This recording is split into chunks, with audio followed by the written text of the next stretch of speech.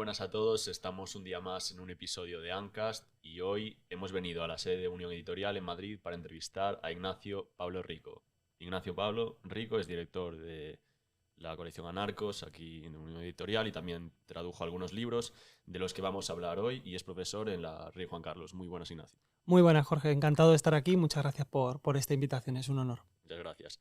Y nada, bueno, cuéntanos un poco de, primero, cómo llegaste a estas ideas, qué te interesa sobre tus autores, como Conquin, Lefebvre y tal. Y Pues a mí precisamente me interesan de manera muy particular Conquin y Lefebvre y te digo, llegué a estas ideas por Conquin directamente. O sea, no es que sean mis ideas como tal, sí, sino que más bien conecté de manera especial porque me ha interesado siempre el pensamiento de alguna manera radical, ¿no? El pensamiento antisistema en sus distintas formas. Curiosamente, yo llegué a Conquin realmente por autores como Proudhon y por el anarquismo individualista, mutualismo, incluso algo de anarquismo socialista, y descubrí el libertarismo que hoy dicen de izquierdas, ¿no? En su momento gracias a Conquin. Y precisamente traduciendo el Manifiesto Neolibertario, que en ese momento lo tenía Copubco, ¿no? Digamos, esta iniciativa editorial de Víctor Coman, ¿no? que recoge todo el corpus de Conquin. Tenían toda su obra, lo descubrí ahí, compré un ejemplar y junto a otros amigos llegamos a la decisión de que a lo mejor se podía traducir para publicarlo en algún momento. Y ahí es cuando contactamos con Unión Editorial, yo me puse a traducir el libro salió adelante, lo prologó el profesor Jesús Huerta de Soto, no había nada de Conquin en español en ese momento. Y conecté mucho realmente con esas ideas que son ideas antisistema, pero promercado, ¿no? O sea, es un mejunje realmente muy curioso entre anarquismo individualista, ciertas tendencias, o sea, realmente lo que plantea casi es una alternativa al socialismo, al marxismo, o sea, ve el liberalismo como una alternativa, es una cosa muy curiosa, muy rara el agorismo. ¿en qué se diferencia Conquin de Rothbard, por ejemplo? Bueno, Rothbard y Conquin se diferencian sobre todo a nivel estratégico, porque en realidad los dos son anarquistas, como tú bien sabes. Lo que pasa que Rothbard, el punto en el que ellos empiezan a chocar, ya los años 80, es porque Conquin cree, digamos de una manera, y esto es algo que me interesa mucho, muy idealista para Rothbard, en lo que es, bueno, por explicar un poquito el agorismo, ¿no? Para él la idea es que existe un mercado blanco, que es el de la economía intervenida, es decir, el mercado que de alguna manera el mercado sistémico, el mercado dominado por el sistema, luego un mercado negro, que es un mercado que normalmente está asociado al mundo de las drogas, las armas, que es un mercado, el mercado negro lo relaciona con la violencia, el uso de violencia, que Conquin rechaza, excepto en casos de autodefensa, y luego habría un mercado gris. Este mercado gris es, digamos, una economía no formal, es decir, serían los trapicheos del día a día. Ir a, por ejemplo, el pintor que va a hacerle un trabajo a la casa al vecino, pero le pide, pues no, mira, no quiero declarar esto que estoy haciendo, ¿no? Quiero hacerlo en negro, como Sí. decimos ahora. Y entonces él habla de una revolución a través del crecimiento, del aumento del mercado gris, pero no habla solamente de una estrategia, una metodología revolucionaria, porque Conquin es activista también, sino que de lo que está hablando también es de una inevitabilidad, ¿no? De que esto iba a llegar de una manera u otra porque esos mercados grises irían creciendo y él en un libro como Contraeconomía, que iba a ser su obra magna, un libro inacabado, aunque Unión Editorial lo tiene publicado todo lo que escribió de él, los primeros capítulos y los esquemas de los siguientes. En ese libro él lo que está planteando es que existe una forma de organización agorista, puede existir una sociedad agorista, pero que es inevitable que se dé, porque esos mercados grises van a ir ampliándose. Rothbard es verdad que poco a poco, bueno, ya desde los años 60 está buscando determinadas alianzas entre las ideas de la vieja derecha, la nueva izquierda. Después lo hará también con el partido, a través del Partido Libertario, ya en los años finales de los años 70, años 80. Está buscando, digamos, una estrategia mucho más pragmática. Rothbard tiene un perfil mucho más de académico, digamos. Conquin es verdad que si le leemos nos puede parecer un autor también académico por momentos, sobre todo sus artículos en New Libertarian Notes o New Libertarian, o incluso algunos de los capítulos de sus libros, pero digamos que tiene un punto mucho más activista, mucho más informal, por así decirlo. Sí, yo leyéndole sí que se ve bastante más informal. Pero bueno, Rothbard también, si le pones dentro del conjunto de los académicos, ellos también te lo echarían, ¿no? Un poco diciendo que no es de los nuestros. Totalmente. Sobre todo en artículos, ¿no? O sea, tiene artículos donde plantea temas que, por ejemplo, bueno, temas con los que Rothbard incluso se llega a disculpar después, ¿no? Sobre el tema de si dejar morir realmente es matar dejar que alguien muera es matar a alguien, que son temas que resultan completamente implanteables ya desde un punto de vista que se escapan del marco ético por el que la Academia Americana en el momento está decidida a discurrir de alguna manera. Y claro, bueno, ya solamente por eso, o sea, eso sí, es un autor que se sale del marco, estoy de acuerdo contigo. Sí, o sea, Conkin lo principal que propone para frenar el poder del Estado y para evolucionar a una sociedad sin Estado es la contraeconomía y el agorismo, ¿no? Sí, realmente esto que llama justamente contraeconomía, ¿no? Que es esta idea, o sea, el agorismo es todo el sistema de ideas de Conkin, agora, bueno, de la idea Sí. griega, digamos, de plaza, de mercado, de lugar de intercambio libre, y por otro lado, lo que es, bueno, eso sería el agorismo, y luego la contraeconomía, digamos, como el ejercicio, digamos, del agorismo, como la puesta en práctica. Y lo interesante es que él es un discurso que trata de hacer llegar como activista, digamos, a todas las capas de la sociedad, ¿no? Esta idea, esta A al cubo que hemos identificado con el algoritmo, que es Agora, Anarchy, Action, vale lo mismo para profesores universitarios, para médicos, para, para trabajadores sanitarios y para barrenderos, ¿no? O sea, que él tiene como esta idea de encontrar realmente una vía de liberación humana con un talante activista y con una impulsividad de discurso e incluso una retórica que puede recordar en algunas cosas al marxismo, pero rompiendo completamente porque se ancla en la visión, entre otras cosas, ¿no? Entre sus muchos influjos está la visión de la acción humana, del ser humano a partir de la acción humana de Mises, ¿no? Él es muy misiano en Sí. el fondo, Conkin. Entonces, ¿crees que podríamos llegar a esa sociedad que propone Conkin por esos medios o cómo lo ves? Yo creo, o sea, yo creo que no, pero me parece muy interesante igualmente lo que propone Conkin, más allá de que creo que, bueno, sus postulados están en muchos momentos muy cercanos a la ciencia ficción. Cuando leemos algunas obras, algunas páginas suyas, nos da la sensación de estar leyendo ciencia ficción pura y dura. Pero sí que es cierto que, por otro lado, experiencias como sociales, culturales, económicas, como las que se han vivido en Argentina o Venezuela en tiempos recientes, dan cierta razón a Conkin sobre cómo en el momento en que esa economía blanca, esa economía estatalizada, se vuelve más restrictiva, atenaza cada vez más a los ciudadanos, estos ciudadanos lo que van a hacer es buscar alternativas y, bueno, lo hemos visto también en la pandemia, ¿no? O sea, todo estaba cerrado, pero de pronto había sectores económicos que hemos sabido con el tiempo que estaban activos.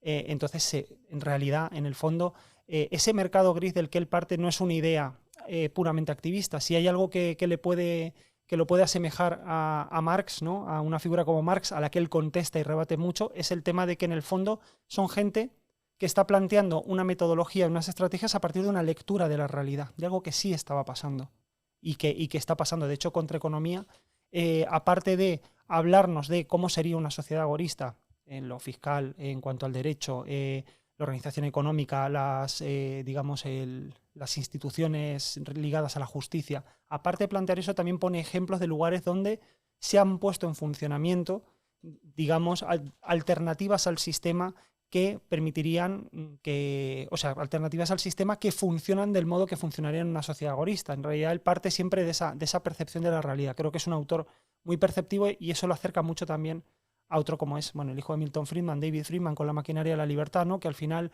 hacen toda una defensa de una sociedad futura, de un sistema futuro, pero lo hace a partir de una observación del mundo circundante, lo hace a partir de una observación de la historia, de las cosas que han ido funcionando, aunque sea de manera separada, para decir esto podría volver a hacerse. Sí, de hecho se sabe que en la Unión Soviética el mercado no podría haber funcionado y bueno, hubiese caído al día siguiente la Unión Soviética sin un mercado negro. Al final eso sí que ayuda a coordinar la economía y si tú eso, cuanto más restrictivo seas, más va a actuar eso y más... Porque si no la gente se muere de hambre, básicamente. O sea, Eso comenta Conkin, justamente la Unión Soviética en contraeconomía es en lo que más insiste. Además, algo que a mí me gusta mucho, académicamente hablando, es que es un autor que se ciñe muchas veces a autores de la propia geografía sobre la que está hablando, ¿no? Cita a bastantes periódicos, activistas y también académicos rusos y medios de comunicación para hablar de cómo se está moviendo, de cómo se está produciendo todo esto. Y a la Unión Soviética es a uno de los temas a los que más espacio ha dedicado él en sus escritos en general. Precisamente lo que tú estás diciendo. sí. Entonces, ¿qué medidas crees que se podrían hacer para llevar un cambio real en la sociedad? ¿No? Rothbard proponía, por ejemplo, la vía política, ¿no? Meterse en política y a partir de ahí hacer un cambio. Conkin la contraeconomía. ¿Tú qué nos propones? Claro, yo la contraeconomía, yo no soy un teórico ni un activista Sí, revolucionario, pero sí que es cierto que al final pienso que una combinación de ambas podría tener bastante sentido, sobre todo porque la economía por sí misma, lo que ha acabado demostrando el tiempo, es que no termina de funcionar, es decir, funciona en el sentido de que es una realidad, la del mercado gris, y es verdad que ese mercado gris crece cuanto más restrictiva es la economía de un país determinado, cuanto más intervenida está, mejor dicho, más que restrictiva, pero por sí solo, digamos que es, o sea, al final plantearlo todo desde una especie de activismo horizontal, antijerárquico, etcétera, ya sabemos las dificultades que entraña, o sea, la historia de los activismos, de los movimientos, tanto de izquierdas como, bueno, iba a decir tanto de izquierdas como de derechas, sobre todo movimientos de izquierdas, que en esto el agorismo es un movimiento realmente libertario de izquierdas también en ese sentido, ¿no? Tiene un punto pues puncarra muy marcado, pero al final todo esto que estaba leyendo Conkin que iba a pasar de alguna manera, que se iba a dar de manera inevitable, ni siquiera en las economías más apuñaladas, digamos, por el Estado ha acabado, más estranguladas, ha acabado ocurriendo. Entonces yo creo que al final la vía política de alguna manera es una vía necesaria para que se produzca ciertos cambios, ciertos progresos, ¿no? O sea, sabemos que al final la historia de la humanidad es una, ¿cómo decirlo? Una especie de mezcolanza entre revolución y evolución. No puede prescindir una de la otra. Sí, yo sin embargo pienso que cada vez más, por desgracia, que por la vía política no se puede producir ningún cambio real, sino que los políticos más o menos van a adaptar su discurso a lo que un poco quiera la gente, pero van a seguir aumentando el poder estatal y quitándole libertad a las personas. En Estados Unidos, por ejemplo, Donald Trump ahora con Elon Musk y todo esto y determinadas alianzas, ¿no? Parece ya que Donald Trump ahora es libertario, ¿no? Que liberó a Ross Ulbricht y tal, y ahora es el salvador de todo. No sé qué opinas. Estoy de acuerdo contigo. Además, creo que hay un problema, vamos, nos hemos empantanado un poco con este asunto de la batalla cultural de la que tanto se habla, ¿no? Yo no digo que no haya que reivindicar frente a la hegemonía de determinadas ideas y determinadas miradas sobre el mundo, miradas que rompan con esas, ¿no? Porque creemos que efectivamente las otras vienen producidas por unos determinados centros de poder público y privado que pueden resultar, pues, digamos, opresivas para la sociedad. Pero, por otro lado, claro, si eso lleva primero a que se establezcan determinadas alianzas que necesariamente van a ser temporales y esas alianzas temporales entre determinados populismos de derecha, por ejemplo, y el libertarismo van a llevar una confusión de términos en el futuro, efectivamente, tenemos un problema en la vía política. Yo lo que pasa es que no tengo tan claro que el problema sea la vía política en sí, sino la manera en que se está fraguando ahora y efectivamente se ve en el caso de Donald Trump. A mí que realmente se esté aplaudiendo, o sea, que alguien apoye o crea que Trump es mejor que la alternativa demócrata, bueno, cada cual, cada votante, que elija lo que quiera, por supuesto. Yo no voy a entrar en esa cuestión, pero el hecho de que figuras como Donald Trump o Elon Musk de pronto sean leídas como digamos, los adalides de una nueva ola de libertarismo, me parece que es estar muy perdido, ¿no? Es como si hiciéramos algo similar con Víctor Orbán, no porque Trump y Orbán sean homologables, pero realmente me parece que es haber perdido muchísimo la pista. Ya solamente, aunque yo no soy de formación económica y no es mi especialidad, las políticas arancelarias que está planteando Trump o todo el tema de la guerra, ¿cómo decirlo? Esta guerra internacional fría que se está empezando a fraguar con China, creo que se alejan bastante de todo lo que podemos concebir como libertario. Otra cosa es que hablemos de esa política exterior que ya en su primera legislatura, digamos, había planteado, ¿no? Ese no intervencionismo, ese tratar de establecer ciertas alianzas, ese sentido de la diplomacia que fue bastante chocante, ¿no? Y que chocó también a muchos venerables libertarios y liberales españoles, como puede ser el propio Juan Ramón Rayo, ¿no? Que lo ha comentado más de una vez. Bueno, pero claro, hacer una lectura libertaria de Trump e incluso de Musk, yo no sé lo que piensas tú de Elon Musk, pero a mí me parece, cuanto menos, estamos un poco perdidos. Yo igual, yo por eso quería sacar el tema porque me parece un poco un peligro confundirlo con un libertario, cuanto menos. O sea, ahora sí que, bueno, retuitea Camino de Servidumbre, vale, está bien. Pero de ahí que lo sea o que se aproveche de ese movimiento para ganar puntuación y tal, en Twitter, según tengo entendido, está incluso censurando más cuentas que antes. O no sé si censura más de un lado, del otro, borrando más cuentas y demás, pero vi algo de eso. Luego también es una persona que vive del Estado. O sea, sus contratos con Tesla, coches eléctricos y demás, funcionan por la intervención estatal. Sus contratos de Starlink y demás también funcionan por intervención estatal, contratos con el Pentágono y todo esto. Entonces es una persona muy apegada al poder y no está ahí para defender el libre mercado, ni mucho menos, yo creo. Sí, sí, estoy completamente de acuerdo. Hay un libro muy interesante y revelador en ese sentido, aunque defiende la función del Estado, pero bueno, eso es lo de menos, como es el Estado emprendedor, que precisamente habla de cómo todas estas grandes figuras hechas a sí mismas, muchas veces de la gran economía americana, en realidad no podrían estar ahí sin el Estado. Y en realidad, fíjate que eso es una crítica hecha desde la izquierda, desde la izquierda, digamos, tradicional. Sí, Digamos, la izquierda libertaria hace una crítica parecida, porque en realidad el agorismo lo que está planteando, eh, digamos, la izquierda libertaria de mercado, para establecer diferencias, ¿no? Para que no parezca que estamos hablando de narcocomunismo ni nada parecido. Y autores como Lefebvre, el propio Conkin, lo que están diciendo de alguna manera es que es indeseable la existencia, por ejemplo, de grandes conglomerados empresariales, de superempresas, de un Tesla. Es curioso, ¿no? Pero lo plantean de esta manera. ¿Por qué lo están planteando así? De hecho, Rothbard lateralmente deja caer alguna de estas cosas, porque ellos tienen la idea de que si existen ese tipo de monstruos empresariales que acaban convirtiéndose como en tentáculos muchas veces del poder público, ¿no? Empieza como a confundirse una cosa con la otra, tú lo has dicho muy bien con lo de Musk, es porque se les dan unas facilidades, o sea, pues yo qué sé, el típico ejemplo de Walmart, ¿no? Se abarata el suelo donde va a construir Walmart y se le dan unos beneficios fiscales que no tendría un pequeño comercio. Es que sí. es una cosa terrible, ¿no? Walmart con todo lo perverso que tiene Walmart detrás. Y en este caso ocurre, yo creo que algo bastante similar. Bueno, la problemática está ahí, ¿no? Y lo que dice esta gente es que si no el Estado, lo que dicen Conkin, Lefebvre y demás, no estuviera alimentando de alguna manera de más a este tipo de figuras figuras empresariales me refiero, ¿no? Que por alguna razón puede interesar más su perfil o lo que sea, o bien porque al Estado le viene bien también esa alianza con el gran capital, que esa es otra cuestión mucho más larga de comentar. Bueno, pues no existirían probablemente todos estos. Entonces hay un punto, desde lo que pensaría Conkin o lo que pensaría un Lefebvre, o incluso yo me atrevería a decir lo que pensaría el Rothbard pre-paleolibertario, hay un punto para estos autores que sería antilibertario en todas estas figuras, en lo que representan, incluso en lo que representan sus grandes emporios empresariales, ¿no? Sí, Rothbard siempre ha criticado mucho todos estos hombres hechos a sí mismos, ¿no? Como JP Morgan, los Rockefeller y demás, y bueno, y expone la cercanía que tenían al poder y critica también a Ayn Rand porque Ayn Rand los defendía, ¿no? Diciendo que eran hombres hechos a sí mismos cuando él pues te explica más o menos por qué no es así. Sí, es verdad. Claro. Bueno, entonces si nos hablas un poco más también de Lefebvre, quién era y qué ideas tenía. Bueno, Robert Lefebvre es un tipo muy interesante porque hay como una red de influjo entre él, Conkin, o sea, de ida y vuelta me refiero, cuando digo red de influjo, que como una influencia bilateral entre uno y otro.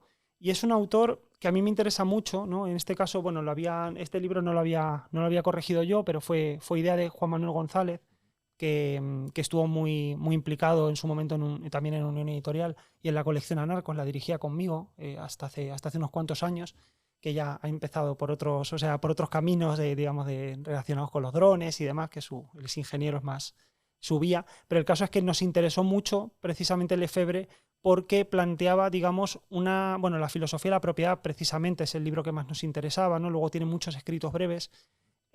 Primero es un pacifista radical, o sea, es un tío que hasta el punto de se cuentan anécdotas de él, de yendo la policía a desmontar, desarticular un lugar en el que él estaba por una reunión que se considera ilegal y el tío sentarse en el suelo, ¿no? Desconcertando a todo el mundo como una especie de personaje gandiano, no randiano. Y por otro lado, otra cosa que era muy interesante es que él lo que plantea es una antropología, digamos, en la cual el hombre al hacerse sedentario y empezar a concebir lo que es la propiedad personal, ya no solamente la propiedad del suelo, del terreno, sino ya la propiedad personal, es cuando comienza la moral. No hay moral si no hay propiedad, porque es el momento en que empiezas a mirar al otro de una manera distinta, a darte cuenta de sus necesidades. Bueno, es una cosa bastante bonita como la desarrolla Lefebvre, porque es un autor de gran densidad de ideas, y sin embargo muy americano escribiendo, ¿no? O sea, en el sentido de que es bastante transparente, es un tipo de literatura que entra muy bien. A mí me gustó mucho leerle y por eso habíamos decidido traducirle. Pero lo más interesante para mí es el pacifismo radical y luego esa idea de que, claro, que antropológicamente es algo que no es nada usual, si leemos de antropología, esta idea de que realmente el hombre en una edad muy temprana, antes de que la propia historia hubiera llegado, se da cuenta, empieza a tener una noción moral porque se hace propietario, ¿no? Claro, toda la filosofía propietarista, incluso randiana y demás a propósito de la propiedad, ¿no?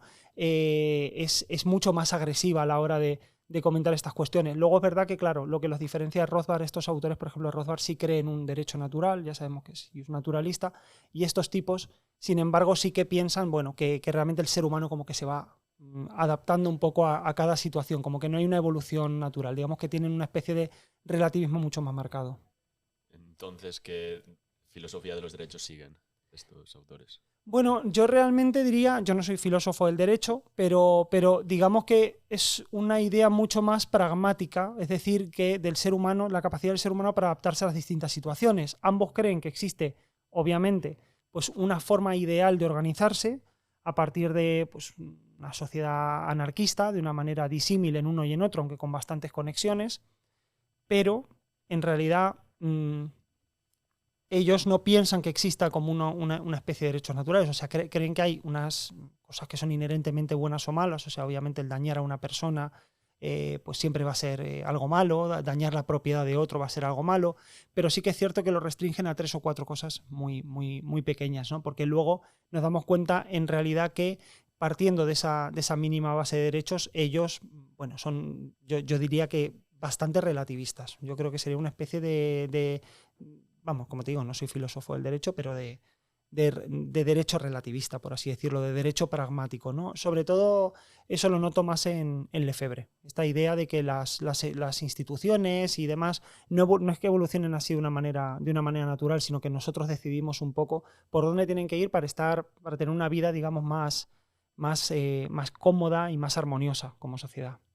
Sí, bueno, justo después voy a entrevistar a Messeguer y que él trata mucho la teoría evolutiva de las instituciones y él sí que dice más o menos que las instituciones lo que sucede es que evolucionan en relativa anarquía, ¿no? Interactuando unos con otros, todo el mundo y demás, y poco a poco eso evoluciona con la libre interactuación de la gente, no es algo que cree el derecho, ¿no?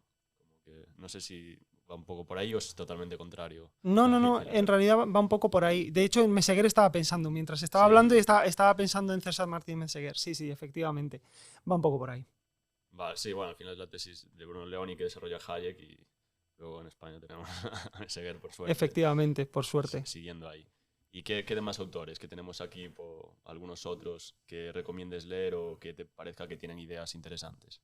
Pues bueno, ideas interesantes mucho. Yo antes, o sea, quiero decir todos, claro, obviamente. Sí, sí. Más allá de que conectemos mejor o más o menos con sus ideas, ¿no?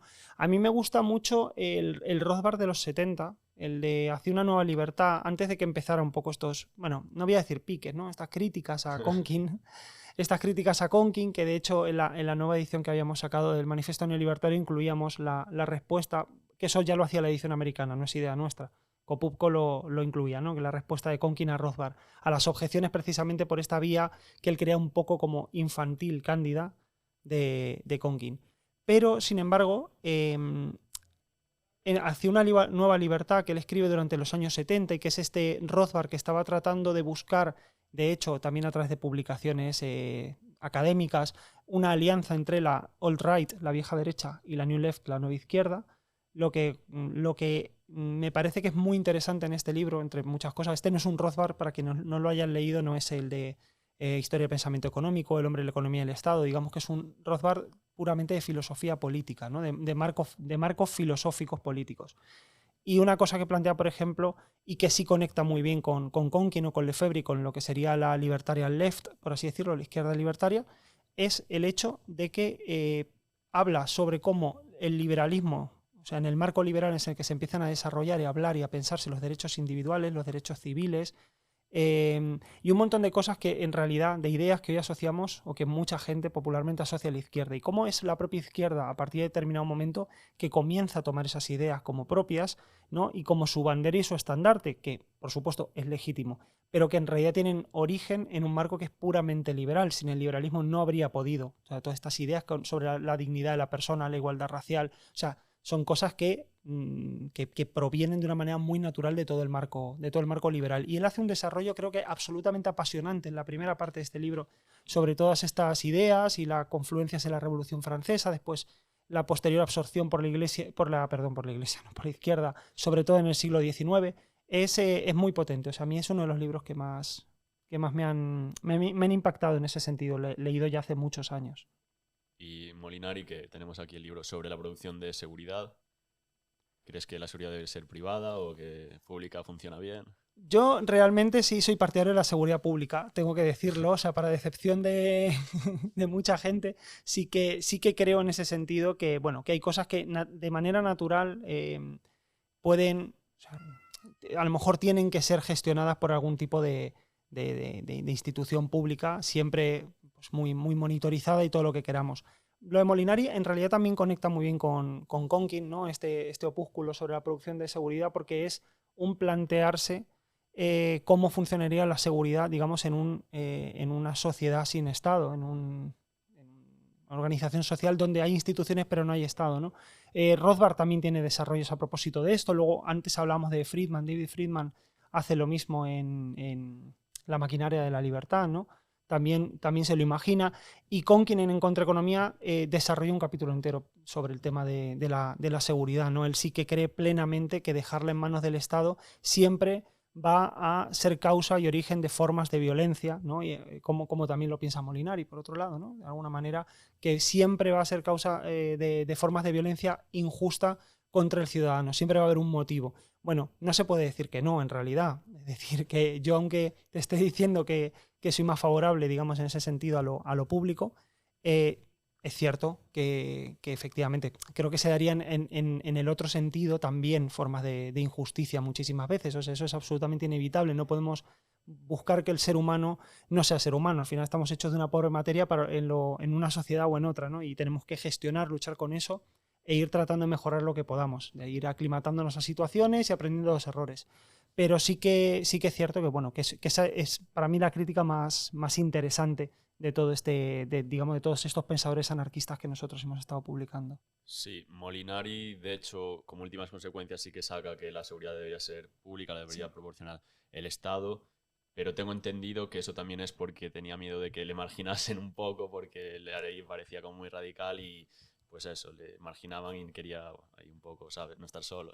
Claro, yo es que eso te iba a decir. Yo lo tomo como en realidad un defensor de la seguridad, de la producción de seguridad privada, Molinari. O sea, vamos, y se le lee normalmente así, porque es verdad que la defensa acaba siendo una seguridad pública y de la manera en que podría gestionarse, digamos, en una sociedad, un sistema minarquista o lo que sea, pero o lo que hoy podríamos entender como minarquismo, ¿no? Un término, por cierto, un poco en desuso, ahora que lo pienso.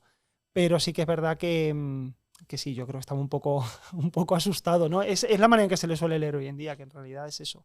Que no se atrevió a llevar hasta las últimas consecuencias su pensamiento que iba dirigido ahí por ese miedo por salirse demasiado del marco, ¿no? Cosa que, por cierto, a Rothbard, que antes tú decías, Rothbard a lo mejor dentro de los académicos pues no era el más académico, ciertamente. A Rothbard le daba un poco igual todo, aunque luego también con alguna pasada de frenada tuvo que pedir disculpas en algún momento. Sí, de hecho el argumento de Molinari es que siendo todos los medios de producción de forma privada, el más eficaz el privado, ¿no? La comida, la ropa, la educación, la sanidad, porque la seguridad iba a ser diferente, ¿no? No sé si puedes contestar. Bueno, no sé si tengo mucho que aportar a eso. Sí que es verdad que las objeciones y las críticas que dentro del marco liberal se le han podido dar a este tipo de cuestión es, claro, ya saliéndonos del anarcocapitalismo, porque si no, no sería anarcocapitalismo, del anarquismo en general, ¿no? Es que hay algunas cosas algunos servicios, por así decirlo, que naturalmente son públicos y que por qué dificultar, por ejemplo, el viejo tema de las carreteras o de la propiedad de las calles, ¿no? Que es un tema de debate anarcocapitalista clásico que vuelve constantemente y que hay autores ya dentro de, bueno, más de raíz hayekiana, realmente, que miseana, que al final la mayoría han ido tirando cada vez más hacia el anarquismo, ¿no? Bueno, de hecho todos los que estamos mencionando son un ejemplo bárbaro de eso. Pero en realidad lo que ocurre es que muchas veces dicen eso, es que hay cosas que naturalmente funcionarían mejor o nos quitaríamos más problemas si fueran públicas, porque si no, incluso a nivel logístico, ¿no? Por ejemplo, el tema de la propiedad de las calles, el tema de cómo ser una gestión de la seguridad completamente privada, o sea, todo el problema logístico que acarrearía, o sea, a veces ese es el argumento que yo he leído bastante a menudo, incluido debates que nos podemos encontrar en en Mises.org, ¿no? Cosas que se han ido publicando. Hace ya años que no se publica sobre esto, pero en un momento hubo bastante profusión de artículos. Si lo hace más fácil la otra manera, ¿por qué vamos a complicárnoslo, ¿no? De alguna manera es como la idea esta de los monopolios naturales, que seguramente hayas leído alguna vez. Yo no creo que haya... O sea, a ver, si al final la seguridad privada es más eficaz que la pública, para mí sería más eficaz, que bueno, ese sería otro debate, pero yo creo que lo importante es que es más moral. Es decir, al final, si tú quieres seguridad pública, te van a tener que extraer recursos por la fuerza. Entonces, mi principal argumento sería moral y luego de eficiencia también, porque suelen coincidir, ¿no? También te lo dice Rodman en el Manifiesto Libertario, que primero es lo moral y luego de forma utilitaria también suele ser más eficaz. ¿Y por qué para ti funcionaría mejor? Joder, porque la seguridad, la mayoría ya es privada. Por ejemplo, yo cuando voy a mi casa y cierro con llaves es seguridad privada. Cuando tengo perros es seguridad privada. Cuando no voy por una calle oscura a unas horas es seguridad privada. Además, luego, la policía lo único que puede hacer es perseguir el delito.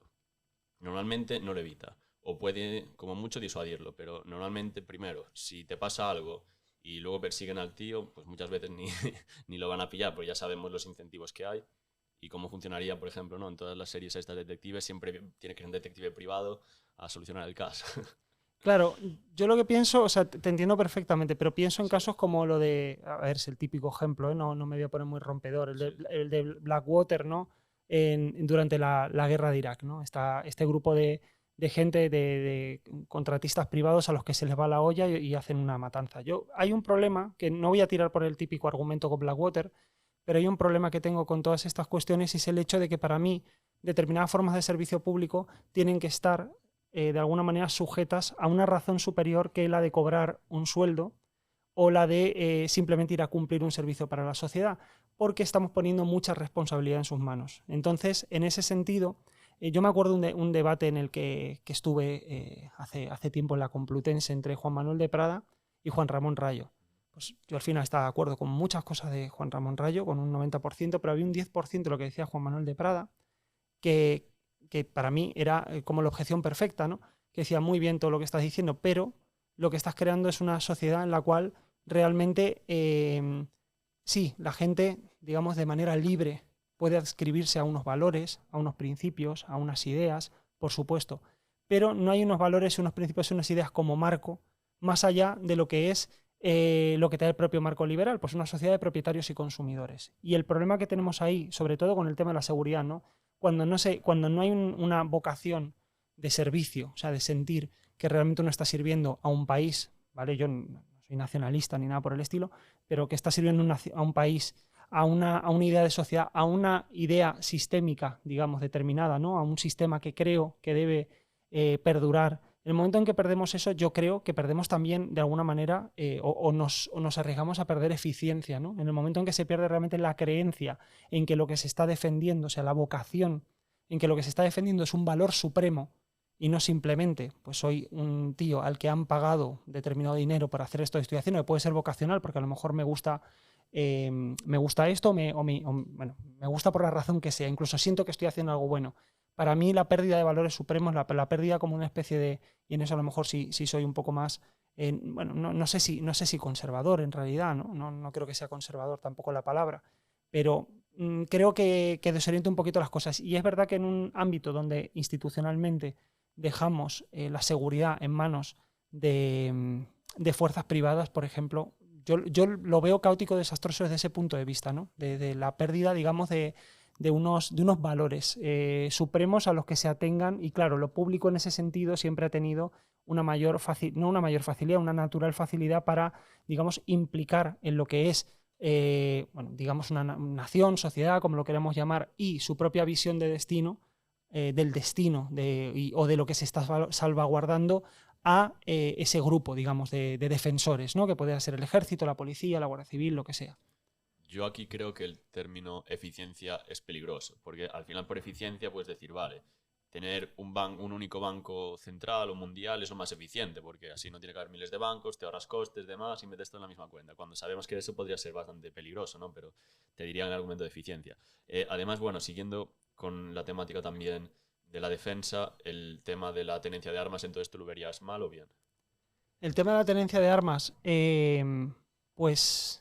A A ver, en realidad yo creo que es un problema sobre todo cultural, el tema de la tenencia de armas. Por ejemplo, Estados Unidos, ¿no? Que es un lugar donde sabemos que tienen un problema, porque hay un problema de que la gente... hay estados donde sabemos que hay problemas de gatillo fácil, o sea, quiero decir, hay cifras constantemente sobre ello. Creo que es un problema más de la mirada propia hacia lo que es el arma, hacia lo que es el individuo, el respeto de la vida del otro. Es más un problema de valores que un problema de tenencia de armas en sí. Para mí al final tiene mucho que ver con eso. Si nos fijamos en otros países donde, digamos, aunque no sea tan fácil la tenencia de armas, sí puede estar más generalizada, o sea, más generalizada, por ejemplo, que aquí en España, ¿no? Donde armas realmente, ya sabemos el tema de permisos, la tienen sobre todo cazadores, cada vez hay menos armas en circulación, ¿no? Fuera de, digamos, los servicios de seguridad y demás, de adscripciones profesionales. Para mí el tema es cultural, ya te digo, o sea, porque realmente quien quiere matar pues va a acabar matando de alguna manera. O sea, una pistola te puede facilitar matar a alguien, por supuesto, un cuchillo te puede facilitar matar a alguien. De hecho, es su objetivo último y ahí es quizá el problema de tener el instrumento, pero te pones a fijarte, comparar el caso de Estados Unidos y el de Canadá, y aunque legislativamente no sean iguales en esos términos, los problemas que tienen son muy diferentes y no puede deberse solamente al hecho de que hay algunas armas menos en un lugar o en otro, ¿no? Yo no creo que sea el tema en sí, el problema de tenencia de armas, sino la cultura. Y de nuevo volvemos a este tema un poco de los valores, ¿no? Para mí la importancia de unos valores que no acaben deformándose, porque bueno, allí en Estados Unidos ya sabemos cómo empezó el tema de la tenencia de armas. En realidad, la idea de que toda la sociedad pudiera contar con armas para, en el caso de que hubiera un tirano, llegar un tirano en un momento, poder echarlo, que se fuera de ahí corriendo, ¿no? Y que el tirano temiera, el potencial tirano, antes de que fuera incluso tirano, temiera esa sociedad, acaba deformándose completamente. Acabamos en una cultura de las armas que no tiene nada que ver con eso. Entonces, por eso, yo pienso que sobre todo es un tema de valores, y ahí, en el tema de valores, sí que creo que lo público tiene que, o más que, es que no es lo público, en realidad no tiene que ver con lo público, es más la idea, unos determinados valores que al final tiene que conservar la sociedad y que al final institucionalmente como es más fácil promoverlos. Otra cosa es que podamos hablar que también la propia sociedad puede organizarse para hacerlo, que eso no digo que no, pero vamos, no sé qué pensarás tú del tema de la tenencia de armas, pero para mí es un problema cultural cuando se pone el argumento de Estados Unidos. No creo que el problema de Estados Unidos sea solamente eso. No digo que no empiece por ahí, ¿no? Pero no puede ser solo eso. Sí, bueno, yo estoy a favor de la tenencia de armas. Por ejemplo, en Venezuela les quitaron las armas y mira, ahora pueden añadir las elecciones y lo que sea y no pueden hacer nada porque no tienen ningún poder. En Estados Unidos puedes hacer un cálculo también de eficiencia, utilitario, decir, vale, hay determinados tiroteos que tampoco se exagera bastante. Vi el otro día las cifras, se exagera bastante, aunque no el resto de importancia, obviamente. Y luego podrías calcular eso con el daño que te podría hacer el Estado si tú no tuvieras ningún arma y las medidas que podrían imponer sabiendo que la gente está indefensa. Entonces ahí calculas y podrías ver, aunque ya te digo que el último argumento para mí sería moral. Es decir, tengo derecho a defenderme yo, a comprar o a vender lo que quiera, más o menos, como puedo comprar un cuchillo, ¿no? Y en mi casa tengo cuchillos y no voy acuchillando gente, pues igual. Claro, sí, no, te entiendo perfectamente. Sí, al final todo acaba y empieza digamos, en el debate Sí. moral. Claro, bueno, yo como te digo, al final ahí sí que estoy un poco en un callejón sin salida. Me refiero con mi propia opinión sobre la cuestión, porque más allá de que a mí personalmente las armas no me gusten, no me interesen, sí que es cierto que cuando se problematiza la cuestión de las armas, creo que en la película está Bowling for Columbine de Michael Moore, Trey Parker y Matt Stone, los creadores de South Park, ¿no? Que Sí. tienen ese puntillo libertario, hacen un cortometraje muy interesante sobre la historia de las armas en Estados Unidos, ¿no? Y sobre cómo comienza realmente con una filosofía determinada y acaba habiendo una deformación, ¿no? que va llegando más y más y más en el país digamos, hasta ya la era neoconservadora, que es la que creo que acaba deformando, difuminando por completo esos valores admirables iniciales de Estados Unidos como nación. Pero vamos, es que para mí ya te digo, es que es una problemática cultural. Creo que el debate, a mi parecer, es un debate que normalmente no se está enfocando bien. Sí, de hecho, en Suiza, por ejemplo, sí que todo el mundo tiene armas y tienen ahí un búnker y un arma de media distancia, tal, y no pasa lo que... Y tienen la misma tasa de homicidios que en España, por ejemplo. Exacto, claro, por eso, si es que es un tema de cultura, o sea, es un tema que podemos decir que, a ver, la sociedad americana al final es una sociedad con muchos problemas y muchas contradicciones, o sea, es un país completamente A mí no me extrañaría que estuviera, por ejemplo, pues el aborto legalizado e ilegalizado a la vez, ¿no? O sea, con estos debates que ha habido de esta cuestión, o sea, a mí me parece que tienen un problema cultural y es una parte de su declive bastante grande de toda esta deformación y decadencia progresiva de los valores, digamos, fundacionales que los han llevado a un punto de ser un país, y para mí la figura de Trump tiene mucho que ver con esto, más que con otras muchas voces alarmistas que hablan de él, sobre todo con una decadencia determinada, ¿no? Al final Trump es una especie de, aunque él no sea en sí mismo como un político neoconservador, para mí sí es una especie de sublimación de lo que era cierta forma de neoconservadurismo, por lo menos en la mirada hacia el propio país, de puertas para adentro, donde para mí se cifra como la caída de ese sueño de país que fue en algún momento, de ese sueño admirable que muchos admiramos y con el que muchos a veces nos sentimos identificados, ¿no? Sí. ¿Y qué ejemplos crees que son los mejores como países para imitar en cuanto a libertad o económica y demás? Pues la verdad es que no sabría decirte. Liberland, no, Liberland. es que no sé. O sea, realmente como países, realmente no. Ahora mismo no sabría decirte que fueran perfectamente imitables. Te voy a devolver la pregunta a ti, a ver si coincidimos más o menos, porque Bueno, yo diría Suiza es interesante. Singapur en el tema impuestos, pero luego sí que tiene algunas leyes muy liberticidas. Estos los que se me vienen a la cabeza. sí, probablemente. A ver, Suiza, desde luego que a mí es el que más me podría interesar, pero es verdad que ahora mismo no se me ocurren, digamos, de países que tengan una determinada extensión geográfica y un número y una cantidad de población reseñable, ¿no? Que no estemos hablando de estas micronaciones o de países muy pequeñitos de tamaño prácticamente andorrano, ¿no? Que como se defiende muchas veces, que tenemos algún ejemplo europeo y africano por ahí rondando. Tampoco se me ocurre mucho. Yo creo que en ese sentido tampoco es que estemos viviendo el momento más ejemplar en esos sentidos. Estamos viendo una época de un gran debate de ideas. O sea, a mí una cosa que seguramente te habrá pasado lo mismo, que me ha sorprendido mucho, es hasta qué punto se ha estado hablando, debatiendo y rebatiendo. O sea, a mí que apareciera ya el término liberalismo en determinados medios de comunicación. ¿Qué es un liberal? ¿Qué es ser liberal? ¿Qué es un libertario? Ya me parece absolutamente fascinante, ¿no? Y creo que es lo que se va a quedar un poco de esta época, el haber puesto sobre la mesa determinadas concepciones del mundo. Esto se ha visto mucho en el caso de Argentina, ¿no?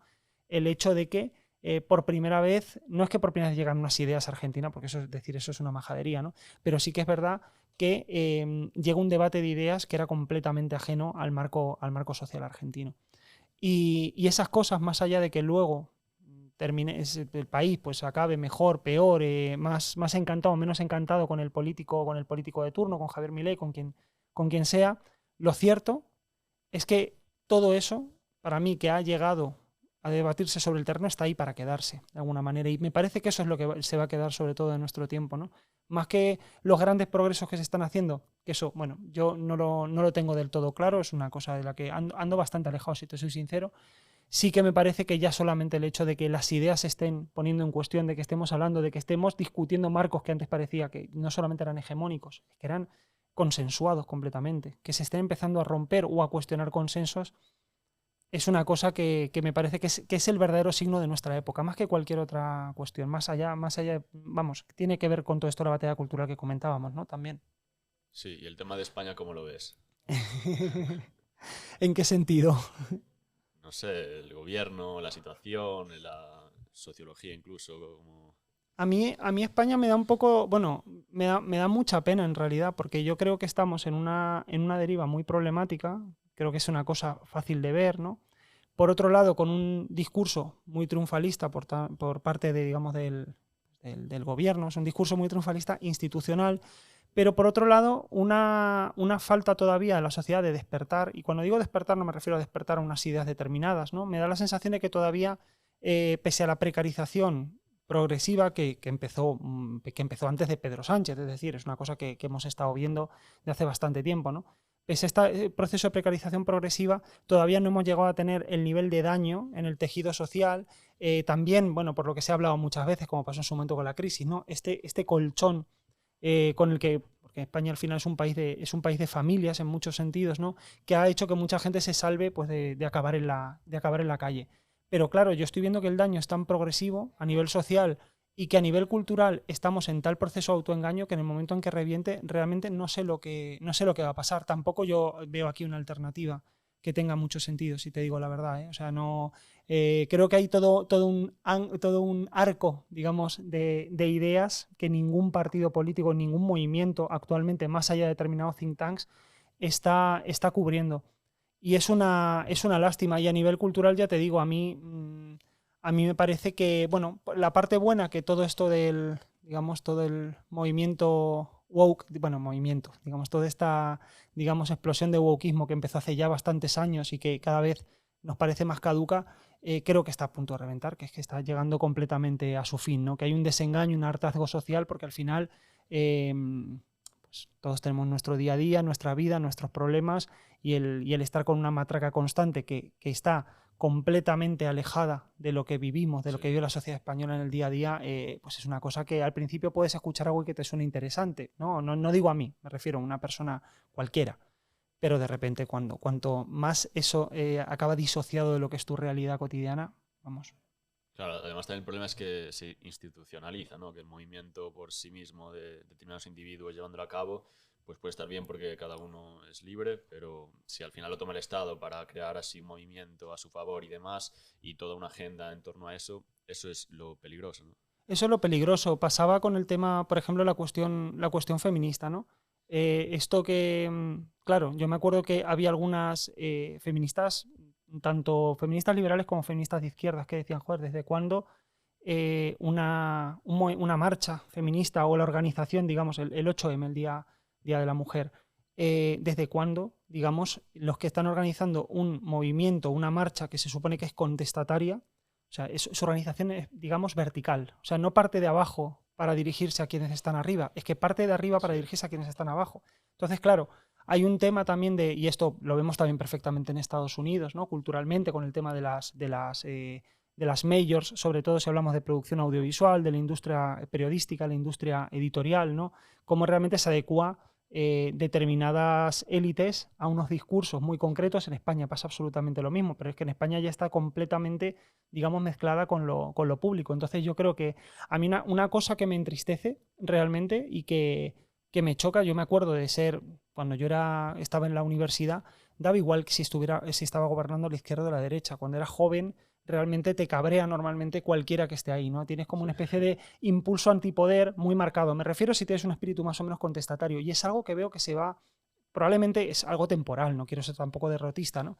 Pero como que se ha ido perdiendo en los últimos años hasta que se despierta, hasta que se vuelve a encontrar, ¿no? Porque en algún momento todo esto explotará. Claro, cuando una generación determinada, que ya está empezando a ocurrir, ¿no? Sale de pronto al desierto de lo real y se encuentra con un mercado totalmente destruido que no tiene nada para ofrecerle, sin perspectivas de futuro, dices, pero bueno, ¿qué me han estado vendiendo? Pero sí que me ha sorprendido de alguna manera como esa sintonía entre determinados poderes públicos, institucionales y lo que es pues toda una generación de gente joven. A mí es quizás lo que más me ha chocado, sobre todo porque es comprando ideas que no son suyas propias. O sea, que al final son ideas que creo que entre la generación previa a la nuestra y la milenialada hemos ido configurando de alguna manera y ellos, que siempre, pues, generacionalmente, vamos, en la historia humana, hemos tenido esto de matar al padre, pues no han llegado a hacer en ningún momento, ¿no? Sí, luego también todos estos discursos muchas veces salen de estas universidades de Estados Unidos y al final acaban llegando aquí y también funciona como una cortina de humo, porque si estás todo el día hablando de estos temas que al final tampoco van a llevar un cambio político muy grande ni van a hacer mayorías suficientes para realizar ningún cambio, en vez de hablar temas más importantes, ¿no? Como podríamos hablar, por ejemplo, de la banca, de cómo funciona, de la organización del Estado y muchos más temas que sí que podría aglutinar mucha más gente, se habla de esto que sin restarles importancia no van a poder hacerlo. Entonces yo creo que también eso puede ser una herramienta y por eso se difunde de tal manera. Y luego también mencionabas lo de que en España tampoco hay una alternativa viable a lo que tenemos actualmente, ¿no? Ya me hace gracia que veía en Twitter un tweet donde creo que era de Manuel Llamas que decía, este podría ser el próximo Milei español. Y bueno, no sé si adivinarás quién era. La verdad es que no. Juan Espinosa Dos Montero. Bueno. Así que fíjate, yo creo que es eso. Si se ve que algo está funcionando más o menos, pues cualquier persona, incluso Abascal estaba hablando algo así, diciendo el discurso de Milei, cuando, vamos, han echado a todos los liberales que tenían de ahí. Entonces se va viendo cómo se quiere usar un movimiento para llegar al poder, ¿no? Totalmente. Vamos, voy a poner un ejemplo muy distinto, pero cuando digamos, después de todo el discurso anticapitalista que manejaba el peronismo de kirchnerista y cristinista, digamos, de los últimos tiempos, al ver el auge de Milei me acuerdo de un speech de Cristina Fernández de Kirchner defendiendo el capitalismo y las cosas buenas que había traído el capitalismo. Una cosa, claro, no llegaba al punto de defender ideas libertarias ni nada por el estilo, ¿no? Pero claro, te deja completamente chocado. Pero como esta mujer tiene un discurso completamente anticapitalista. Y sí, al final, es verdad, aquí en España estoy de acuerdo contigo, nos distrae, nos desorienta completamente de debates que serían mucho más importantes. De que todavía, o sea, no sabemos, o sea, es un país en el que no sabemos ahorrar, mucha gente no tiene capacidad de ahorrar, por supuesto, no frivolizo con eso, pero quiero decir que no tenemos una educación, por ejemplo, financiera pésima, todo lo que huele a educación financiera es un tema terrible, cuando realmente es tan sencillo como aprender a gestionar lo que tienes, digamos, para tener una vida funcional. ¿Por qué no nos enseñan educación financiera cuando es de vital importancia? Bueno, claro, porque no interesa que se nos enseñe. Claro, o sea, la gente no sabe ni siquiera lo que es el IVA, mucha gente. Le dices IVA y... No, a mí me parece absolutamente terrible. Recuerdo que en su momento, durante un tiempo en los institutos había una asignatura que se llamaba pues, preparación para vida adulta, educación para vida adulta, algo así, en muchos institutos públicos. Pero al final era explicarte cómo hacer la declaración de la renta, que era un FP, que era una carrera universitaria y 4 cosas más. No sé, yo ya te digo, me parece que nos hemos disparado en el pie, pero no una, sino 5 veces. Claro, yo obviamente no defiendo la educación pública, pero ya que se dice que es de tal calidad y es la única alternativa prácticamente que te da, ¿no? Porque han monopolizado todo, pues si es tan buena deberían enseñarte algo que te vaya a servir para la vida y no justo, yo qué sé, todas las capitales de los países y demás. Pero bueno, ya vamos terminando. No sé si quieres mandar un último mensaje, recomendar algún otro libro, algún autor. Bueno, realmente, sobre todo, agradecerte un montón este rato, me lo he pasado genial, ha sido un honor estar aquí. Y realmente en cuanto a recomendaciones, como Conkin es un autor que digamos, ha estado tan apartado, aunque es verdad que con la primera publicación del Manifiesto Libertario empezó a tener un poquito más de peso y se empezó a hablar un poco más de él, pues pedir que la gente lea un poquito a Conkin, ¿no? O sea, ideas revulsivas que no son marxistas ni son socialistas, pero que realmente, sobre todo, pues hay gente de izquierdas escuchándonos, que son ideas que en muchos sentidos les van a sonar y van a conectar bastante con su sensibilidad y que les van a decir, en realidad estabais acertando en todo, solamente que estabais apuntando con el rifle a quien no era. Espera, y un último tema que me acabo de acordar justo ahora mencionando a Conkin, y me parece muy curioso a mí y que yo no lo termino de entender y no sé qué opinarás tú. El tema de la verticalidad de las empresas más o menos imitando al Estado que Conkin critica tanto, ¿cómo lo ves, no? Porque él dice que normalmente serían como empresarios más o menos individuales y libres. Sí, él es rollo mutualista. Hay un tema de desarrollo también en contraeconomía, en algunos artículos suyos sobre como sistemas de cooperativas prácticamente, ¿no? Que conectan con luego lo que han dicho otros filósofos actuales que no tienen nada que ver con el agorismo, como Michel Onfray. Yo realmente te tengo que decir que creo que a veces existen jerarquías funcionales, ¿no? Como puede ser pues, si estamos hablando por ejemplo, en la seguridad que antes hablábamos, ¿no? En el ejército, la policía y demás, hay jerarquías que son funcionales, pero efectivamente creo que se ha sobrejerarquizado por imitación, como tú bien dices, a la manera en que se ha desarrollado, digamos, la humanidad desde un mundo feudal hasta nuestros tiempos, sí. Todo lo que es el universo de la empresa privada. Yo ahí sí que sueno un poco rojo con lo que estoy diciendo, sí. Genial, pues muy interesante. Muchas gracias, Ignacio, y nos vemos en la próxima. Muchas gracias, Jorge. Hasta pronto.